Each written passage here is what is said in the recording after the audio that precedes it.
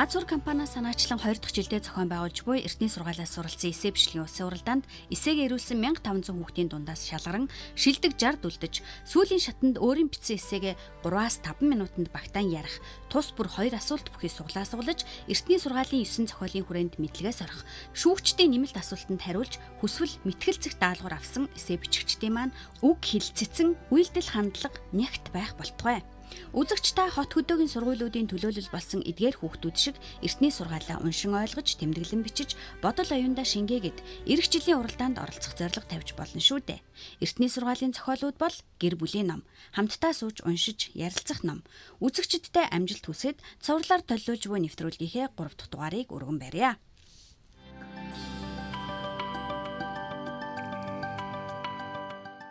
Ёс суртахуун бол хүний дээд шүүх гэж онцолсон ариун заяагийн эсэ. Төв Азийн түүхэнд 4 өнгө 5 хариулс гэж тэмдэглэгсний нэг нь болох хөх монголчууд бид эрт дээр үеэс хүүхэд багчуудаа гэрээр сурган хүмүүжүүлж эртний сургаалын зохиолуудыг ашиглан зөв бурууг тань мэдүүлсээр ирсэн юм. Эртний сургаалын зохиолуудын нэг болох оюун түлхүүр хэмээх сургаал нь Монгол хүмүүний оюуныг нээгч түлхүүр юм а. 13 дугаар зууны үеэс уламжлагдсан ирсэн эртний сургаалын зохиолуудын дээдийн дээд агаад 100 дамжин бичигсээр өнөөгийн залуус биднийг ухааруулахаар цагийн чандаас тээгдэн ирэв. Ямагт төр ард хоёр салшгүй уялдаатай оршдог гэдэг төрийг түшигчид оюунтай ард түмэн бэлэгтэй байхад улс их орон зөв болмой. Оюун түлхүүр сургаалын тэргүүн хэсэг дэх Чингис хааны зохиосон шестерс төрийг түшигчид хийгээд хувь хүн бүрийн чандлан сах ёстой ёс суртахууны хэм хэмжээний тухай өгүүлдэг юм. Ёс суртахуун гэдэг угаас хүний ман чанар хамгийн дээд шүүх юм.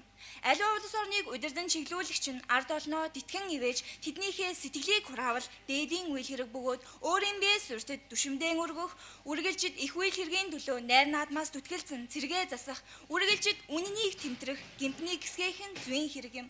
Харин түшигтэй түшмэл хүн байхын тулд төвшин сэтгэлдээ тоошгүй хэрдмээ бусдын тусын тулд ашигладаг байх хэрэгтэй юм. Гэвч ноёд ямар байна түшмэд тийм гэдэг өдгөө бидний нүдэн дээр ил байна. Чон мэт ноёдыг үнэг мэт түшимдэл дагдаг юм. Хүний эрхэм зан чанарын нэг бол шудраг зан үргэлж үнэнийг тээдэг. Үнэн тээгдэж буй бадгалаас гэрэл засрах нь лавтай. Гэрэл засарсан хүнд итгэхэн зүйн боловч өдгөө тийм хүнийг олоход ховор итгэхэд ч хомсолж. Гэвч хэрвээ та итгэсэн бол өөрийн итгэсэн хүндээ үгээ хэлээрэй. Хардалт, сэрдэлт гэдэг бол хамгийн залгичхаар мангас юм шүү. Улааныг үзэж урван, шарыг үзэж шарвхан туйлын муузан.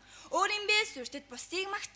Гэвч өнөөдөр бид бусдаас гэрж, өөрийнхөө сэтгэл рүү өнгийгөөгүй хэрнээ бусдынх руу өнгийдэг болсон юм. Үүнээс болж өөрийгөө таниагүй хүмүүс олширсан юм уу гэлтэй. Амьдралын утга учир хүний хүсэл эрмэлзэл гэж юу вэ хэмээн асуусан Биндриягийн эсэ. Би шашингаа үзэлтэн л дээ. Гэхдээ энэ номыг уншаад би шашны талаар бивч хэлээ. Өөр олон зүйлийг ойлгож мэдсэн. Та амьдралын эцсийн мөчтөө юу бодохыг хүсэж байна? Өөрийн туулж өнгөрүүлсэн бүгдээ зүгээр л утга учиргүй байсан гэж бодохыг хүсэж байна уу? Тэгвэл танд амьдраад шаардлага байхгүй л дээ. Тэгвэл өөрийн амьдралын утга учирыг олохын тулд та яг юу хийх ёстой юм бэ? Ганцаар ихэд сэтгэлээ шинжил. Олон хүнтэй найран зохицолж ёр авах гээхийн ялгалыг шинжлэн мэд. Энэ дөрвөн мөрөөс би юуг ойлгосон бэ гэхээр муу сайныг мэлмэдэ тунгаан муу хүний үгэнд орох. Сайн хүний үгэнд үл итгэх явдлаас зайлсхийж чадвас та өөрийн амьдралын эцсийн мөчтөө та үл санааж зовж болно.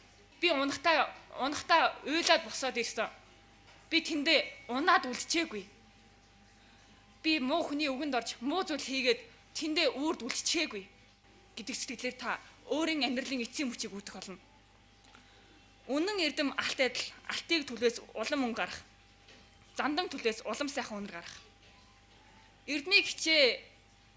Би зүгээр л ингэж төрчихсөн юм. Би зүгээр л тэнэг. Тэгээд л би ном уншдаггүй. Би тэгээд л сурахыг хүсдэггүй. Би тэгээд л амьдралын зорилгогүй.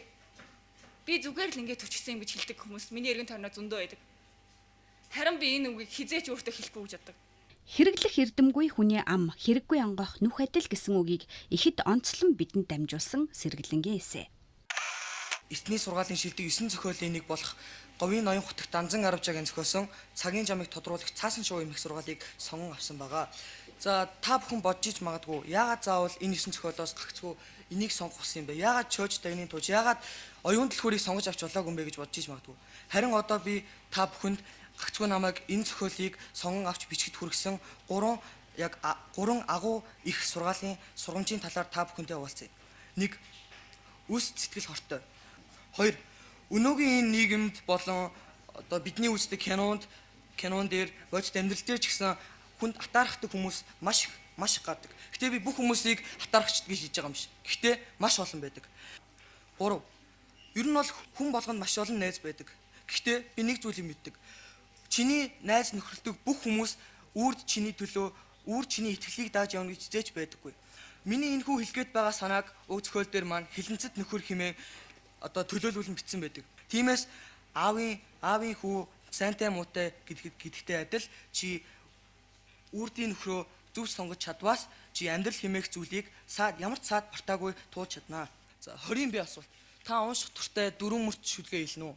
За би одоо ардыг тижээгүй аршааны тусал гээд зохиолыг их над их таалагдсан. Түн дээр 90 төрлийн сурамж гардаг. Түүнээс нэгэн зүйл байдаг. Хэрэглэгдэх эрдэмгүй хүний ам хэрэггүй онгоох нүхтэй адил хитрхи сайн эрдэмт хүний ам хэрэггүй бардам линхуат цэцэг мэт үзэгсэнтэй. Хүний ухаан насны багаар хязгаарлагддаггүй юм байна гэдэг дүгнэлтэнд хүргэсэн Өсөх Баярын эсэ. Би орчлонгийн сав шимийн дуулал гэсэн ихээр эсэгээ ийцэн. Ухааравч эргүүлж чадахгүй үр төлөөс өлсөж үхэхтэй тулавч өөрийгөө аргалах сэргэлэн санаа. Олон чунд хоосон отрохын зовлон бие биетэйгээ хахтахын жамаар салахын зовлон олсноо хуваалгүй хадгалахын зовлон үш сансан муу сэтгэлдээ нүүр тулахын зовлонд хүний биеийг олж түргөөс хөнөөч муу энэ 8 зовлонд зүтгүүрийг үзэх. Бид 100-андаа гал өрддөг хэрнээ сэтгэлийн галаа унтраачсан байдаг хэмээсэн Эрдэнэ уулын эсэ. Өнөөдөр хүмүүс энэ орчлон орвон дээр юуны төлөө ер нь яах гэж амьдарч байна вэ? Амьдралын мөн чанар юунд оршиж байна вэ? Зарим хүмүүс эрх мэдэл, эд хөрөнгө хөөцөлдөж, зарим нь зугаа цэнгэл хөөж энэ насаа барж байна. Чухам яах гэж эд хөрөнгө цуглуулж эрх мэдэл хөөцөлдөн байна вэ гэж бодвол миний бодлоор жаргал эдлэхийн төлөө баг. Гэвч хэмжээшгүй эд хөрөнгөөр аз жаргалыг олж чадна гэж юу? Оюун төхөр сургаалд үхэлгүй насны шидийг соосны тул мөнх усыг санах хэрэгтэй. Аюулт тамийн хаалгыг саасны тул хилэнцээс зайлах хэрэгтэйг сургамжилсан байдаг. Хүн өнөөдөр мөнх амьдрахгүй гэж мөнх идэх юм шиг эд хөрөнгө цуглуулах гэж зов зүдрэх ямар хэрэгтэй юм бэ?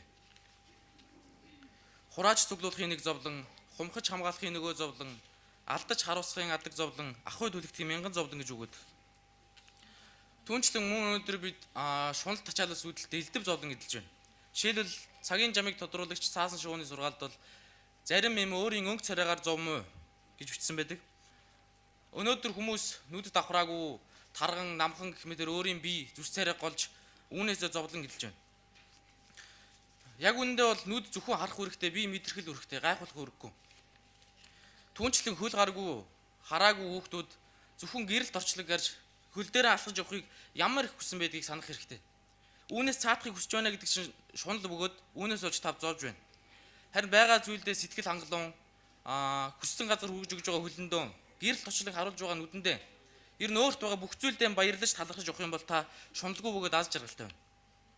Хүмүүсийн өнөөдрийн аз жаргалгүй байдал нь бол аз жаргалын талаарх буруу ойлголттой холбоотой гэж бодож байгаа. Хүн аз жаргалыг бол эд хөрөнгө эрх мэдлээс олох биш харин бусдыг хайрлах нинжин буюу зөв сэтгэлээс мэдэрнэ. Харин өнөөдөр хүүхд багчуудыг багаас нь л оюуны боловсрол хөөцөлдүүлж зөв сэтгэлийн боловсролыг их ойлголтгүйгээр ямар ч зүрх сэтгэлгүй робот мэт болгож байна. Тийм учраас аз жаргалыг эд хөрөнгөөр худалдаж авч болдог зүйл гэж эндүү ташаа ойлголттой болж энэ мэтчлэгээр зовж байна. Дээрх сургаалын зохиолуудад энэ болоод хойд насны үүлийн үрээ бодож алим нүгэл болоод хилэнцэд үлийг хүлцэн дэвчиж буйны дэлгэрүүлэх шамдан шударгуныг дээдлэн зөв амьдрахыг сургамжилсан байна гэж ойлгож байна. Харин зөв амьдрахын үндсэн зөв сэтгэлтэй байх гэж би боддог. Эртний сургаалын зохиолуудаа уншаад аав ээжтэй сэтгэлээ нээж чадсан Ануужингийн эсэ. Надад төрсэн сэтгэл бол ангийнхандаа зориулж оюун төлхөөр зохиомоор санагдсан. Аштын бэлэгт ам заяа уралдавч альва хүн өөрөө шийдэх босуу. Тэнэг хүн бусдын аяар дээшлэвч төөрхөөрөө ачийг нь умартан явах мэт. Хүй төрлөх нялхын их нутгаа хариг харамч мэт хамгаал. Зүйл бүхнийг мэдгч гэж өөрийгөө хуурвас. Зүв алдавч дутхын зовлон мэт. Эрдэмтэй хүнийг шүтэн хүндлэх нь нэг хитэрвэл эцэстээ олонх нь аргагүй түүнээс уйдах. Ингийн тэрний бичил дутагдал ирэх бусаар томоос томорно. Ахлагч бусдаа ив ие нэгтгэн алдаан сэтгэлээ бүүчилээ. Гих бус арт чи хүлээ. Үгүйгээ танарт би туслана. Айхтар санаархаж чи туслаж үл болё. Алт шиг урсах амин цагаа мөнхийн ус уух мэд нандгана. Аль зорьснороо алдалгүй хүрт манлайлагч хүмүүн болох мэт. Дутуу заяатай мэндэлсэн бол дэгдэхээ хэрхэн нисхүлээ гэж доош бүү хараач. Туслах нэгэн нь дээшлүүлэхийг мэднэ гэдгийг санаач. Сэтгэлийн үгээ бүү нуу, саадын үгээ бүү гаргаач. Үр хүүхдүүддээ хэрүүл маргаана үзэх хэрэгтэй гэсэн шиг нулимсыг нь битгий гаргаач. Бусдыг бодсон сэтгэл хизээч буруу байдаггүй. Та мэднэ.